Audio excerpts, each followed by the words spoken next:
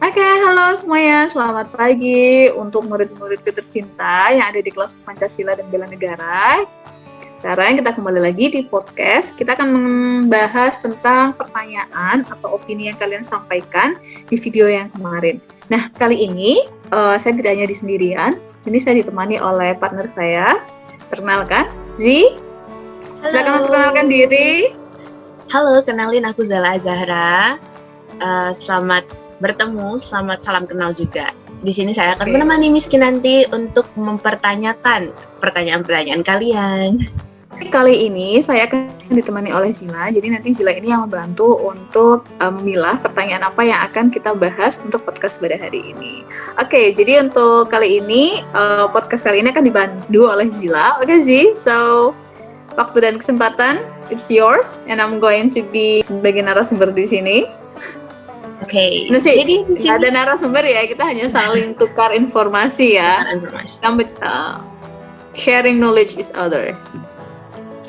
Oke, jadi untuk podcast kali ini kita hanya akan sharing-sharing dan juga chit-chat, melakukan talking sedikit-sedikit mengenai Pancasila dan bela negara. Nah, as we know, seperti yang kita tahu, Pancasila dan bela negara ini kan sebagai pedoman dalam persatuan bangsa. Untuk di podcast ini mungkin kita akan membahas atau mengangkat mengenai yang lagi hangat-hangat nih. Apa nih yang hangat-hangat nih sih? Lagi dingin nggak sih, Miss? Jadi kita angkat yang hangat-hangat gitu kan? Oh iya, oke. Akhir-akhir ini sering ini ya, sering mendung, hujan. Iya, Jadi kita butuh sesuatu yang kita angkat, kita diskusikan agar suasananya lebih hangat. Jadi kita belajarnya nggak bosan ya. Iya, benar banget. Jadi melalui pertanyaan teman-teman di sini, pertanyaan teman-teman dari kelas Pancasila maupun bela negara, di sini mereka banyak membahas mengenai perbandingan antara Indonesia yang sekarang dengan Indonesia yang modern, which is di mana banyak pengaruh-pengaruh dari luar. Jadi gimana kalau misalkan podcast kali ini kita membahas juga mengenai pelarian di masa pandemi. Jadi banyak sekali kayak misalkan jadi nonton drama Korea atau nonton konser Korea, jadi K-popers mendadak waktu masa pandemi gitu kan. Oke. Jadi sekarang kayaknya fenomena K-wave itu lebih ini ya, lebih naik ya di Indonesia sekarang, apalagi sejak masa pandemi. Jadi K-wave ini banyak sekali fansnya di Indonesia semenjak masa pandemi. Ya sama kayak yang tadi kamu bilang sih. Jadi kayak karena pandemi ini akhirnya banyak sekali yang escape untuk cenderung nonton hiburan yang lebih ke arah Korean Wave kayak gitu. Tapi nanti kita coba deh ini ya, kayaknya ini menarik banget nih Zi kalau kita diskusikan fenomena K-Wave, Korean Wave ini dengan ideologi Pancasila dan bela negara. Ini kayaknya bakal asik banget nih untuk didiskusikan nih. Bisa. Tapi sebelumnya saya mau tanya dulu nih, Zila K-popers nggak ini? Jadi kalau misalkan dibilang K-popers, sebenarnya enggak juga, karena mungkin ada banyak yang lebih K-popers gitu kan. Takutnya saya abal-abal gitu. Tapi kalau untuk Korean drama atau Korean pop musiknya saya dengar. Gitu. Penikmat wave ya. Iya, penikmat juga gitu. Apalagi yang sekarang lagi booming kan dari Korea juga, Squid Games by Netflix ya kan. Nah, itu bagus banget itu. Lagi hype banget. Nah, ya. Itu kan sebenarnya remake juga ya. Jadi sebenarnya kan film remake dari luar terus dibuat dalam versi Koreanya. Gitu. Oke, kita langsung bahas aja deh, Zika yang udah nggak sabar banget kita bahas fenomena K-wave dalam ideologi Pancasila dan bela negara. Jadi gimana nih, Zika? Jadi pertama kali ini ada pertanyaan dari Fasya Angga. Apakah ideologi Pancasila bisa bertahan dengan berkesampingan munculnya ideologi-ideologi baru? Oke, jadi ini bukan masalah bertahan dengan ideologi-ideologi baru ya. Yang namanya Pancasila itu kan udah jadi dasar negara kan ya, udah jadi dasar dari ideologi bangsa Indonesia, udah harus jadi dasar ideologi rakyat Indonesia. Jadi it's supposed to be, jadi itu harus, jadi bukan masalah berdampingan dengan ideologi baru ya, malah Pancasila itu harus sebagai dasarnya gitu. Ada banyak ideologi, terutama mungkin ideologi agama ya Zia gitu. Tapi kita harus kembali lagi nih sebagai WNI, warga negara Indonesia, meskipun kita beragama Islam, Nasrani, Hindu, Buddha, apapun itu, pertama ideologinya harus tetap berdasarkan Pancasila.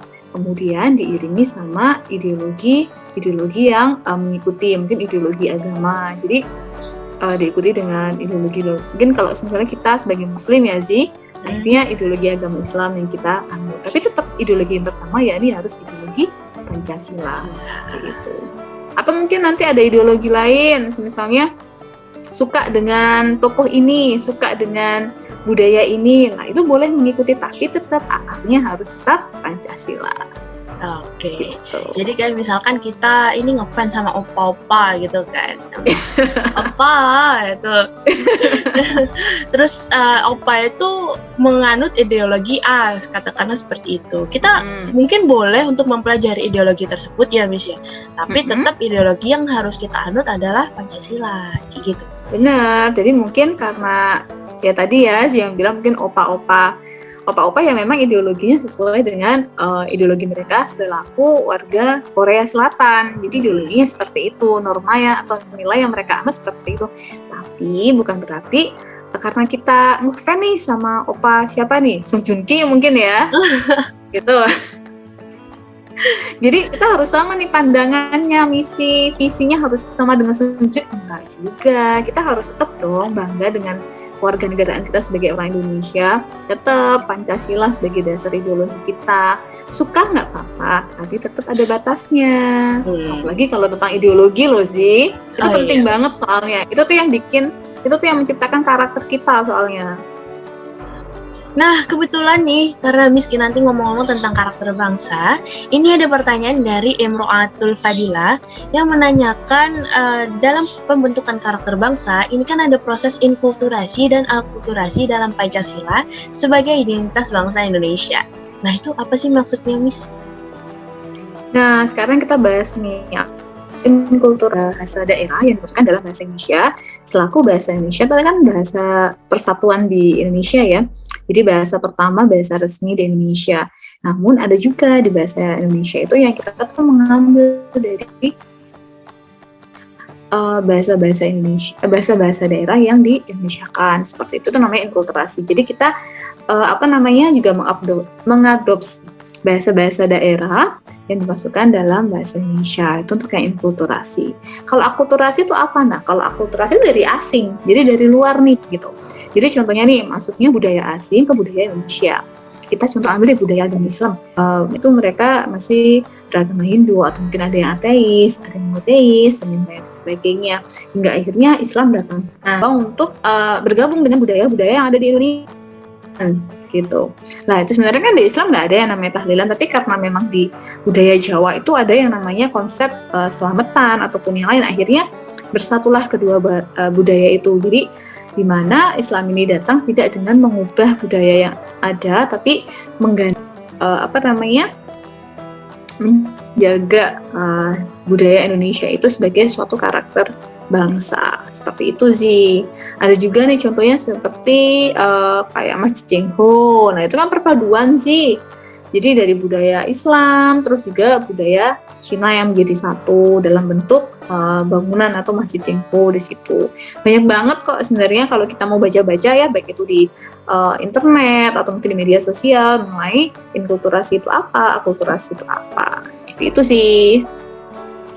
Oke, jadi itulah yang membentuk karakter bangsa ya Miss ya. Jadi banyak alkulturasi dan inkulturasi. Tapi memungkinkan nggak kalau misalkan dari K-Wave ini nanti ternyata inkulturasi dari bahasa Koreanya masuk ke Indonesia gitu. Jadi ada terapan. Ya bisa aja sih, karena gini ya, sebenarnya kan ilmu bahasa itu kan berkembang ya sih, gitu kan. Bahasa tuh selalu berkembang. Kalau misalnya nanti pun ada tuh akan selalu diperbarui sama KBBI gitu.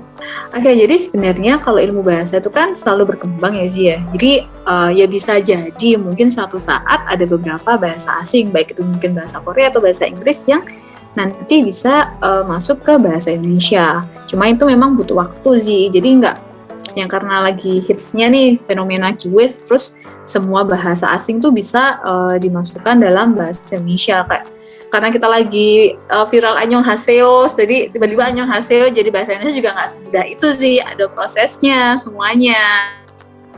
Oke sih. Oke, Miss. Kalau gitu untuk pertanyaan selanjutnya. Ada dari Nabila. Bagaimana cara menghadapi lunturnya jiwa Pancasila sebagai kepribadian bangsa Indonesia di era globalisasi sekarang ini? Nah, ini kan globalisasi nih. Mungkin bisa juga relate nih ke Kiwif. Siapa tahu lebih mencintai budaya sana daripada budaya sini. Gimana tuh, Miss? Oke, jadi sebenarnya sih nggak menampik ya sih gitu. Karena memang kan ya sejak di era budaya, era milenial ya, sekarang bukan milenial lagi, malah sekarang tuh kan generasi Z ya, gitu kan. Pancasila itu sudah mengalami yang namanya degradasi, penurunan, baik itu penurunan dari segi pemahaman atau penurunan dari segi pengetahuan atau mungkin penurunan dari segi ideologi sendiri. Jadi itu wajar banget karena memang globalisasi ini benar-benar kayak sweep away gitu. Jadi kayak kalau kita nggak benar-benar belajar tentang Pancasila ya bisa jadi nih generasi-generasi muda ini lebih paham budaya asing daripada budaya sendiri gitu.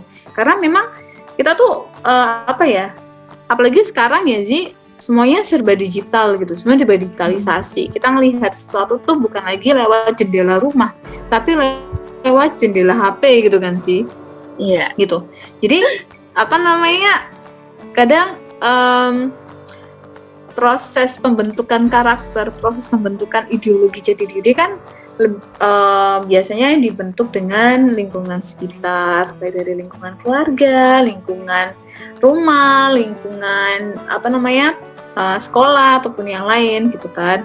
Nah sekarang kan lingkungan yang ada lingkungan kamar ya lebih terkungkung lagi gitu. Jadi kalau nggak ada kemauan dari diri kita sendiri untuk belajar tentang Pancasila, I'm pretty sure gitu, ideologi kita tuh pasti akan mengalami penurunan deh. Jadi sekarang nih ya, bagi kalian, mumpung kalian lihat di sini, ayolah kita belajar lagi tentang Pancasila itu apa sih? Mari kita perkuat lagi nih, gitu, ideologi kita tentang Pancasila. Kita cintai lagi Pancasila. Kita belajar lagi sejarahnya Pancasila itu apa. Emang bener ya gitu, kalau misalnya dibilang kita nggak ngalamin masa penjajahan, kita nggak ngalamin masa-masa dulu, jadi wajar dong kalau kita itu nggak terlalu excited dengan Pancasila. Jangan gitu dong, itu namanya kita nggak menghargai mereka dong yang udah memperjuangkan di akhirnya kita merdeka seperti ini. Kita hargai mereka, kita pelajari Pancasila, sejarahnya gimana, kita terapkan. Kenapa? Karena Pancasila itu karakter kalian loh. Kalau misalnya kalian sampai nggak paham Pancasila, kalian nggak tahu sejarahnya, kalian nggak tahu ideologi Pancasila seperti apa, kalian nanti kehilangan karakter kalian sebagai warga negara Indonesia, dan itu tuh sangat disayangkan sekali gitu kan. Bukan berarti di sini saya nggak setuju loh ya kalau kalian tuh suka budaya asing, bukan sama sekali. Silakan, boleh, mau suka K-pop boleh, mau bagian dari K-wave boleh, mau suka yang J-pop, Japanese boleh, silakan. Cuman tidak boleh lupa dengan akar budayanya sendiri sih. Oke, jadi kayak gitu Nabila. Oke. Selanjutnya ada Adinda Tarisa.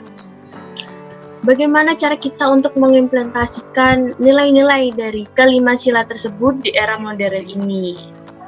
Modern banget ya eranya. Jadi, apakah masih bisa untuk mengimplementasikan kelima sila Pancasila dalam kehidupan ini gitu, Miss? Bisa banget sih, bisa banget. Jadi jangan pernah berpikir kalau Pancasila itu kaku ya teman-teman. Jadi jangan pernah berpikir kalau Pancasila itu sangat kaku sesuai dengan sila-silanya gitu. Enggak. Jadi Pancasila tuh fleksibel banget loh. Coba kalian baca lagi Pancasila. Jadi ada 45 inti Pancasila sih yang bisa kita terapkan. Dilihat dari sila pertama ya Zi, itu tentang ketuhanan yang Maha Esa. Jadi bukan hanya masalah kita dan Tuhan aja, bukan sih.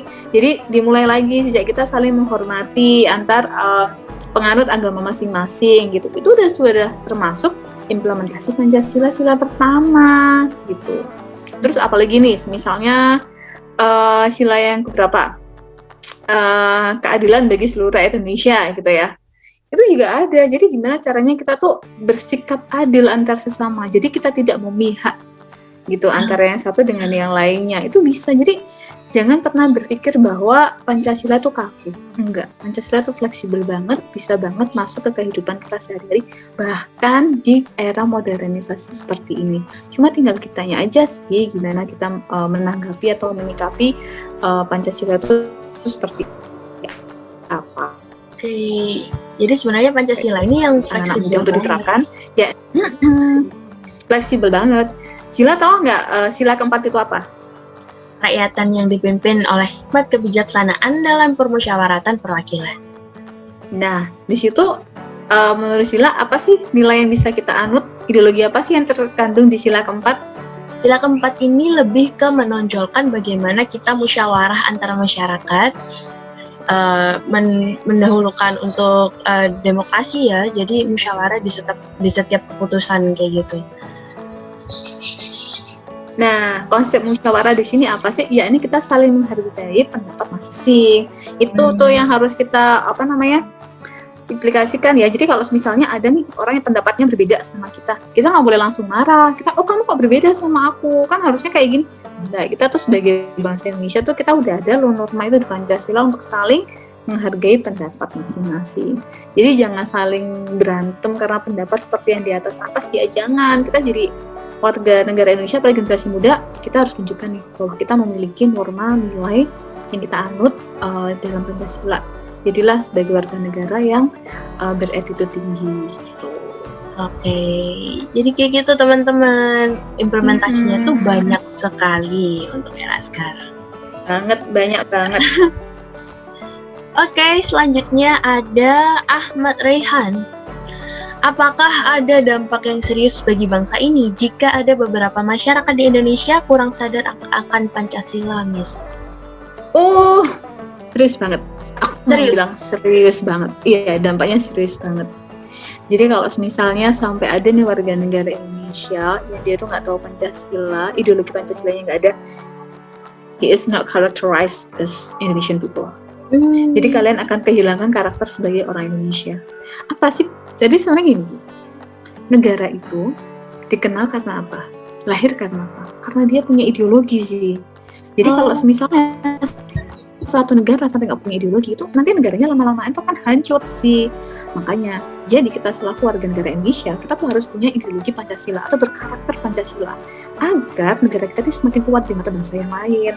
Jadi jangan sampai ini kita tergerus seperti itu. Jadi penting banget untuk tahu tentang Pancasila, itu penting banget gitu. Jadi jangan sampai hilang ya, Miss? Jangan sampai hilang. At least gitulah, kalian hafal lah ya Pancasila, karena banyak banget nih sih survei gitu kan, banyak banget anak muda yang nggak hafal Pancasila sih. It's so sad sih gitu.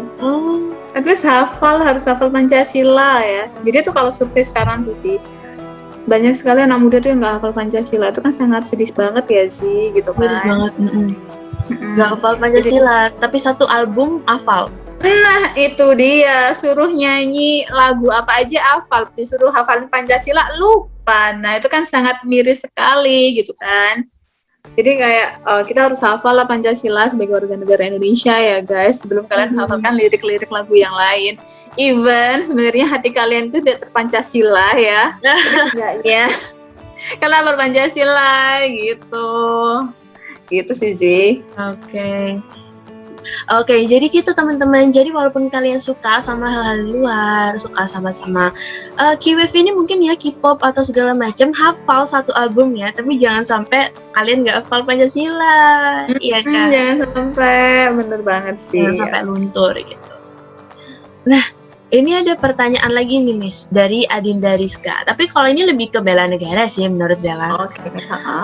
Karena di sini ada relate-nya juga dengan hype-nya K-Wave ataupun mungkin gemar-gemaran yang lain di era pandemi. Karena dia bertanya seperti ini, dengan keadaan Indonesia yang seperti ini yang sekarang, which is pandemi, itu sudah tidak pernah melakukan upacara lagi setiap hari Senin. Dan guru ini juga tidak memberikan pemaparan materi secara langsung. Secara integritasnya itu menurun karena sekolahnya online gitu. Nah, apakah hal tersebut ini dapat mempengaruhi keberadaan landasan bela negara yang sudah dibangun sejak lama? Apalagi kan sekarang karena semuanya serba online ya, ada kayak misalkan kita belajar tapi split screen gitu, satunya nge-zoom belajar, satunya nge-zoom sambil nonton konser, kan bisa juga kayak gitu, Bisa. kan? Nah, itu apakah dapat mempengaruhi, Miss? Jadi sebenarnya sih itu kembali ke individu masing-masing ya sih kalau menurut saya gitu.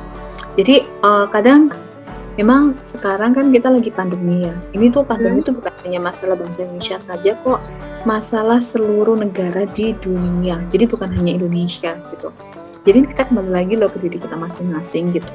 Bukan, kita nggak boleh nyalahin keadaan. Ya ini karena online, makanya nggak bisa ikut upacara, nggak ada perlombaan 17 Agustus, nggak ada perkuliahan langsung, nggak pernah disuruh ini itu. Akhirnya ya wajar kalau kita nggak hafal Pancasila, wajar kita nggak bela negara gitu. Jangan nyalahin keadaan teman-teman. Jadi ini tuh tantangan buat kita loh gitu. Jadi kalau misalnya kita sebagai generasi yang selalu menyalahkan keadaan, kita tuh nggak akan jadi orang yang maju. Jadi kita harus jadi kita jadikan keadaan itu sebagai tantangan buat kita.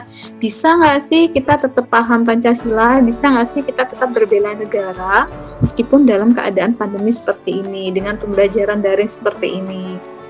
Kita tunjukkan kalau pembelajaran daring ini tuh bukan halangan buat kita untuk tetap belajar tentang Pancasila dan bela negara gitu. Jadi sebenarnya kembali ke individu masing-masing sih gitu. Jadi kalau misalnya kalian ada keinginan untuk maju, untuk tetap belajar, untuk tetap mengetahui apa itu ideologi bangsa, bagaimana cara menerapkan bela negara, saya yakin deh gitu. Meskipun sekarang tuh ya lagi ada streaming VMA atau lagi ada streaming Mnet atau ada streaming apa gitu, itu tuh udah kalian rela ninggalin itu demi ikut kelasnya siapa gitu, kelas dosen kalian gitu. Kalau sebenarnya kembali ke diri kita masing-masing sih gitu. Boleh kok, bukan berarti kita nggak boleh ya masa nggak boleh, berarti kita nggak boleh dong Bu nonton konser gitu, kita nggak boleh dong nonton K-drama gitu. Siapa bilang nggak boleh? Boleh, tapi ada waktunya. Kita harus punya prioritas gitu. Sebagai mahasiswa prioritasnya apa? Belajar. Nanti kalau semuanya udah selesai, silakan mau nonton konser sampai larut malam, mau nonton K-drama sampai nggak tidur juga nggak apa-apa. Gitu. Jadi mau nonton drama sampai maraton, sampai begadang pun nggak masalah. Yang penting juga harus tahu prioritasnya sebagai mahasiswa yang berbela negara gitu ya, Miss ya. Bener banget. Oke. Ada pertanyaan selanjutnya dari Citra Wening. Ini masih di ranah bela negara juga. Upaya bela negara merupakan kewajiban bagi negara Indonesia untuk membela negaranya.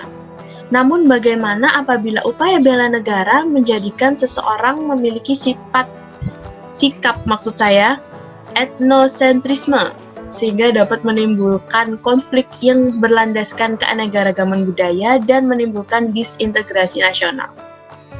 Oke, ini dalam banget ya, ini pertanyaannya appreciate it gitu, ini bagus banget pertanyaannya gitu. Bagaimana kalau misalnya terlalu bela negara ini malah jadi etnosentrisme? Nah kalau untuk etnosentrisme ini kan lebih ke arah kita tuh condong ke ras kita gitu. Jadi kayak kita lebih berbangga dengan ras milik kita, hingga akhirnya kita tidak respect dengan ras-ras yang lain gitu. Nah di sini itulah pentingnya kita belajar bela negara. Bela negara itu nggak akan membuat kita menjadi etnosentrisme, nggak akan. Karena dalam bela negara di situ tuh ada konsep dimana kita juga harus menghargai ras-ras yang lain, menghargai nilai-nilai atau norma dari negara-negara yang lain. Namun bela negara ini adalah gimana sih kita menghargai budaya kita sendiri gitu. Jadi menghargai budaya kita tanpa mengecualikan atau menampilkan budaya-budaya dari negara lain gitu. Jadi kita nggak usah pusing-pusing jadi jangan terlalu yang berbela negara. Oh pokoknya Indonesia ini, pokoknya ininya ini, semuanya harus nasionalisme, semuanya harus seperti ini. Nanti jadinya pahamnya etnosentris banget gitu kan. Nanti jadinya bisa kayak nazisme ataupun yang lain gitu. Enggak, bela negara ini makanya kita punya Pancasila itu apa? Untuk menyeimbangkan nilai nasionalisme dalam bentuk demokrasi yang dibungkus dalam suatu Pancasila dan diaplikasikan dalam bentuk bela negara. Gitu sih. gitu. Jadi harus tetap toleransi. Jadi kalau kita bela Toleransinya negara, nomor satu. jadi kalau misalkan kita sebagai agen bela negara itu kita nggak mungkin etnosentrisme tadi kan, karena kita bisa cara menghargai cara toleransi ke other ethnicity gitu. Bener banget gitu. Mungkin pertanyaan dari teman-teman mahasiswa yang Zela pilih segitu aja, Miss. Tapi Oke. ada pertanyaan yang mungkin muncul dari Zela karena bela negara, karena teman-teman juga sih, jadi akhirnya memunculkan ide.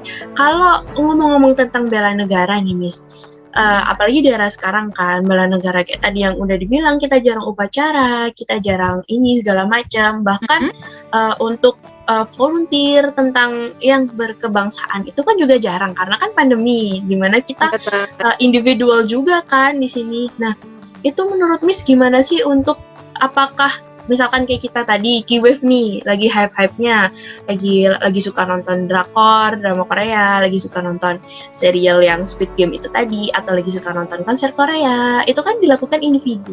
Nah, dari kegiatan-kegiatan tersebut yang kita lakukan sehari-hari, itu sisi bela negaranya itu kira-kira dari mana ya, Miss? Nah, sekarang kita ambil contoh nih, kita kan lagi pandemi ya gitu. Nah, terus Miss, apakah kita nonton K-Wave, kita nonton VMA, kita nonton Netflix, itu berarti kita nggak bela negara ya, Miss, gitu kan?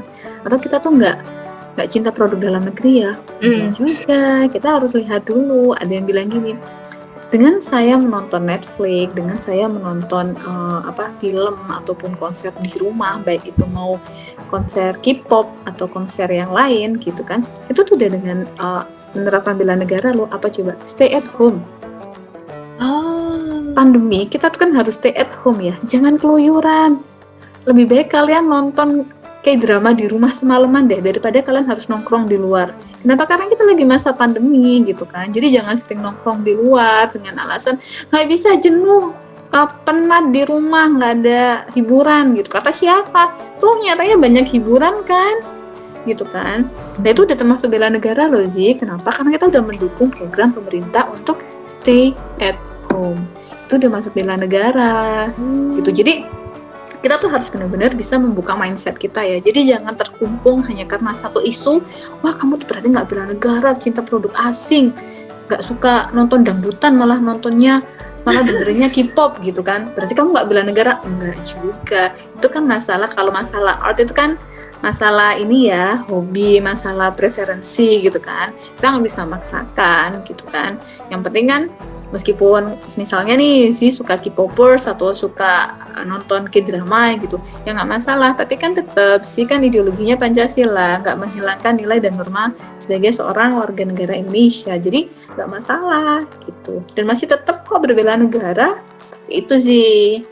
Jadi bela negaranya dari stay at home itu tadi ya, Miss? Benar banget gitu. Atau mungkin karena teman-teman jenuh ya di rumah, terus sering nonton Korea, terus malah punya ide nih, kayaknya Indonesia jadi juga bisa deh bisa kayak gitu deh. Nah itu malah lebih ini lagi kan, kita bisa dapat ide dengan nonton film-film dari luar, kayak kita lihat budaya asing. Orang Korea aja bisa kayak gitu, kenapa Indonesia nggak bisa kayak gitu ya? Nah itu malah jadi suatu motivasi kan gitu.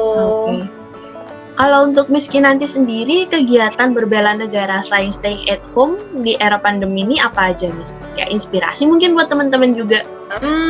Apa ya? Karena ya saya nggak ingin sombong ya gitu.